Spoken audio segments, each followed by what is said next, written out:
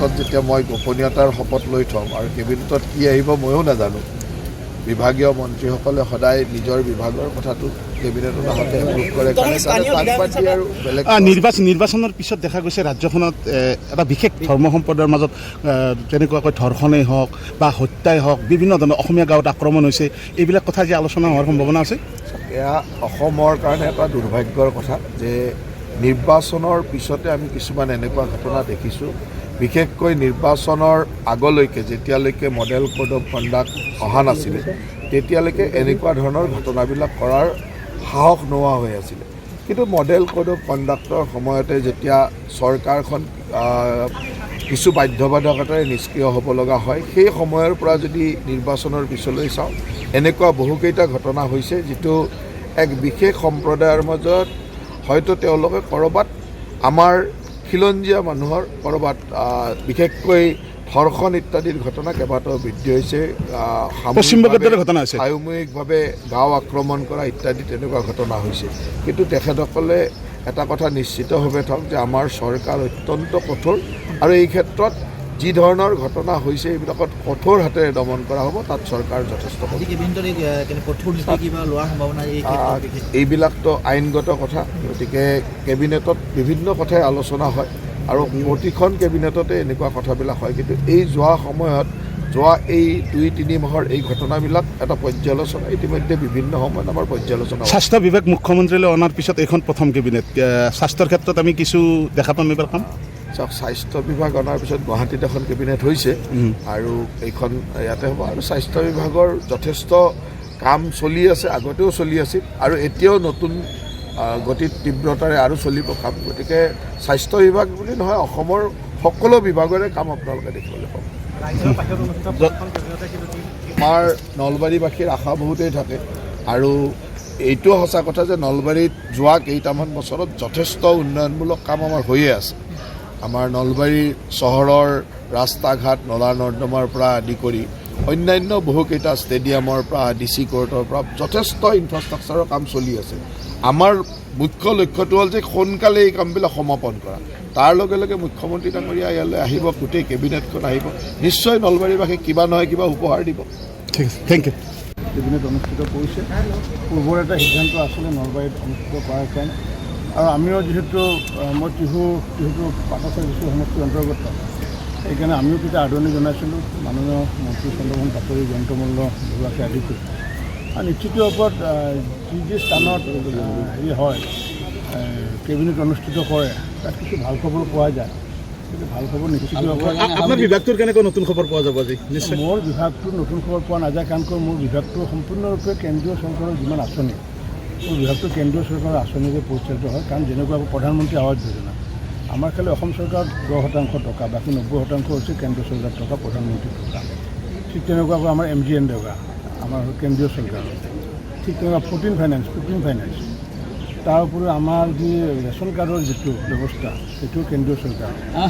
যেনিবা ration card যেনিবা আমি দিছোঁ বেলেগ কথা এইটো, কিন্তু গোটেই পিয়ৰলি মোৰ যিকেইটা বা লাখপতি বাইদেউ তাতে সেইটোও কেন্দ্ৰীয় চৰকাৰৰে আঁচনি। গতিকে মোৰ তেনেকুৱাকৈ বিশেষকৈ ৰাজ্য চৰকাৰৰ যিটো 10% আৰু 90% কেন্দ্ৰীয় চৰকাৰ, গতিকে মোৰ বিভাগৰ পৰা তেনেকুৱা খবৰ নাথাকে। যিহেতু এতিয়া বাৰিষাৰ সময়ত মন্ত্ৰীসভা সাল সলনি হোৱাৰ কথা যিহেতু আছে, এই মন্ত্ৰীসভাৰ পিছতে হয়তো মন্ত্ৰীসভাৰ সাল সলনি হ'ব, কেনেকুৱা ধৰণে আশাবাদী জ্যেষ্ঠ কনিষ্ঠসকলে নতুন কিবা কথা নাই। কাৰণ আমাক দায়িত্ব অৰ্পণ কৰিছে, গতিকে মুখ্যমন্ত্ৰী ডাঙৰীয়া এইটো এখতিয়াৰ তেখেতে যাকে যি দায়িত্ব অৰ্পণ কৰে, যেতিয়া যি সময়ত কৰে, সেইটো আমি সকলোৱে মানি লওঁ। আৰু যিহেতু দলৰ আমি নিষ্ঠাৱান কাৰ্যকৰ্তা, গতিকে আমি সকলোৱে কাৰ্যকৰ্তা, মন্ত্ৰী হ'লেও আমি কাৰ্যকৰ্তা, মুখ্যমন্ত্ৰীগৰাকীও কাৰ্যকৰ্তা, প্ৰধানমন্ত্ৰীও কাৰ্যকৰ্তা। মোৰ ডিষ্ট্ৰিক্টৰ প্ৰধানমন্ত্ৰী নৰেন্দ্ৰ মোদী আগৰে কাৰ্যকৰ্তা, হিমন্ত বিশ্ব শৰ্মাৰ কাৰ্যকৰ্তা, সৰ্বানন্দ সোণোৱালৰ কাৰ্যকৰ্তা, পবিত্ৰ মাৰ্ঘেৰিটাৰ কাৰ্যকৰ্তা। আমাক এতিয়া সৰ্বানন্দ সোণোৱাল আৰু পবিত্ৰ মাৰ্ঘেৰিটাক দায়িত্ব দিছে প্ৰধানমন্ত্ৰী ডাঙৰীয়াই, আমাক দায়িত্ব দিছে মাননীয় মুখ্যমন্ত্ৰী ডক্টৰ হিমন্ত বিশ্ব শৰ্মাই। তেওঁ যেতিয়া ভাবে যি কামৰ কাৰণে উপযুক্ত বুলি ভাবে, নিশ্চিত কেইবাজনো জ্যেষ্ঠ মন্ত্ৰীৰ নাম ওলাই আছে যে অধ্যক্ষ পদলৈ লৈ যোৱা হ'ব। এনেকুৱা কথা নাই যে আমি জ্যেষ্ঠ কনিষ্ঠ বুলি কথা নাই। মুখ্যমন্ত্ৰী ডাঙৰীয়া এইটো এখতিয়াৰৰ বিষয়, গোটেই যি দায়িত্বতে আমি দায়িত্ব গ্ৰহণ কৰিব লাগে, দায়িত্ব নিদিলেও সেইটো কোনো কথা নাই। কাৰণ অসম চৰকাৰখন চলাব লাগে, সেইটো সম্পূৰ্ণৰূপে মুখ্যমন্ত্ৰীৰ এখতিয়াৰৰ বিষয়। মানে যি দায়িত্বতে তাতে আপোনালোকে আমিতো সেইটোৱে কৰি আহিছোঁ। কাৰণ মই স্পীকাৰ হৈছোঁ, অধ্যক্ষ হৈছোঁ, দলৰ সভাপতি হৈছোঁ, তাৰপিছত আকৌ মন্ত্ৰী পাতিছে, এতিয়া মন্ত্ৰী পাতিছে, মন্ত্ৰীৰ দায়িত্ব কৰি আছোঁ। প্ৰধানমন্ত্ৰী আৱাস যোজনাৰ ঘৰ 20 লাখ ঘৰ সম্পূৰ্ণ প্ৰায় কৰিছোঁ। 42 লাখ মানুহক ৰেচন কাৰ্ড দিবলৈ সক্ষম হৈছোঁ আমাৰ মুখ্যমন্ত্ৰী ডাঙৰীয়াৰ মাৰ্গদৰ্শনত। গতিকে যিমানখিনি যি কৰিব লাগে কৰি আছোঁ। গতিকে যি দায়িত্ব দিয়ে আমি সেই দায়িত্ব দিছোঁ। বছৰৰ প্ৰথমটো মানত কেইবাখনো জিলা বানৰ কবলত পৰিল। আপোনাৰ সমষ্টিটো বহুত কেইখন আছে। কিবা নতুন ইয়াত আলোচনা তেনেকুৱাকৈ বিশেষ সমষ্টিত ক্ষতি হোৱা নাই। আমাৰ যিটো আমাৰ হেলনা অঞ্চলৰ তাত মানে এটা আমাৰ যি পঞ্চায়তে বনোৱা এটা বান্ধ এটা কাম চলি আছিলে, এগ্ৰি বান্ধ। কিন্তু সেই কামটো বৰষুণত যিহেতু বানপানীৰ আগে প্ৰায় ধাৰাসাৰভাৱে অতিবৃষ্টি হ'ল প্ৰায় 10 দিন ধৰি, যাৰ কাৰণে কাৰণ আমাৰ পঞ্চায়তৰ এগ্ৰি বান্ধবোৰতো এতিয়া পানী ৰোধ কৰিব পৰা ক্ষমতা নাই। ৱাটাৰ ৰিচোৰ্চৰ যিটো এগ্ৰি বান্ধ এইটোৰ তুলনাত আমাৰ 10% তাৰ মানে মজবুত নাথাকে, এইটো অকল এগ্ৰি বান্ধ বুলিহে থাকে। এই তেনেকুৱা বান্ধ এটা ছিঙি যোৱাৰ ফলত কিছু ক্ষতি হৈছিলে, কিন্তু এতিয়া আমি লগে লগে তাক নিৰাময়ৰ ব্যৱস্থাও কৰিছোঁ। পশুখাদ্যকে আদি কৰি মুখ্যমন্ত্ৰী কোনো মানুহ যাতে ৰেচনকে হওক বা পশুখাদ্যক যাতে অসুবিধাৰ সৃষ্টি নহয়, আৰু তৎকালীনভাৱে মুখ্যমন্ত্ৰী ডাঙৰীয়াৰ নিৰ্দেশত ইতিমধ্যে আমি সেইখিনি ব্যৱস্থা কৰিছোঁ। Thank you sir, thank U.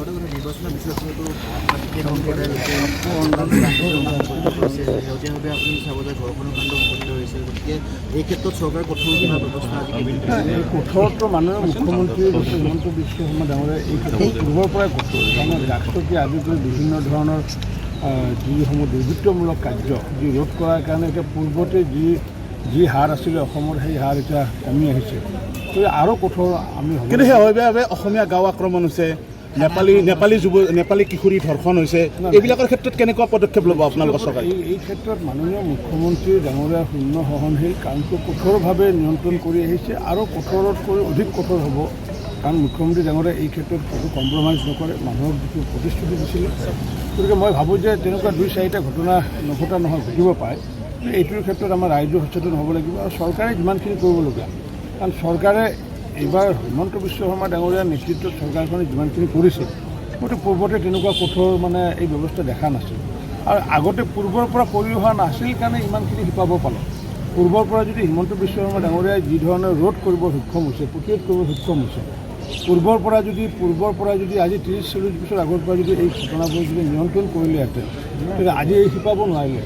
গতিকে বটগছৰ দৰে দুৰ্বৃত্তৰ কাৰ্য শিপাই গৈছে। গতিকে কিছু সময় লাগিব, কিন্তু আমি আশাবাদী নিশ্চিত ওপৰত আগন্তুক দিনত এইটো ক্ষেত্ৰত আমি যিটো টকা নিশ্চিত। Thank you sir.